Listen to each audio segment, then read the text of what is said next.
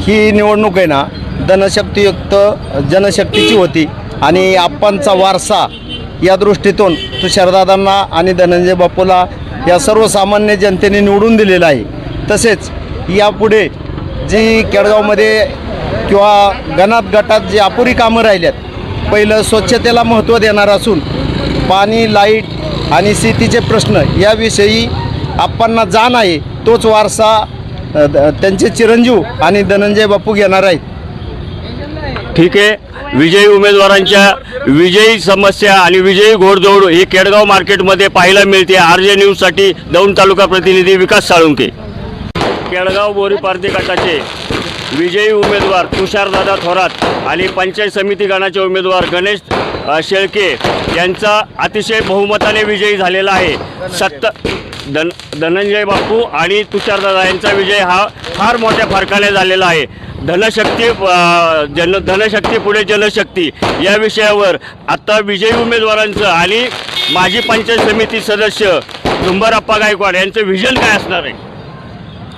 आज म्हणलं तर आप्पावर प्रेम करणारी आज जनता उघड झाली। आप्पावर प्रेम केलेले भरपूर लोक आज ओपन झाली, परंतु आज विजयी उमेदवार तुषारदादा थोरात हे 3200 मताने विजयी झालेत आणि धनंजय बापू 2200 मताने विजयी झालेत। आप्पा तुम्हाला थांबवतोय, तुषारदादाकडून गटाविषयीची अपेक्षा आहे, विजयी उमेदवाराकडून तुमच्या काय असतील गावासाठी? गटासाठी विजयी उमेदवार हे आप्पाचे चिरंजीव आहेत, त्यामुळं आप्पाचं जे काय असेल त्यांच्यात काय ते काम करणारच आहेत, आप्पापासून जास्त काम करणार आहेत आणि ते भावी आमदार असतील ही नांदी आहे। या जिल्हा परिषदेचे निवडून आलेले भावी आमदार असतील याची नांदी आहे ही जिल्हा परिषदेची।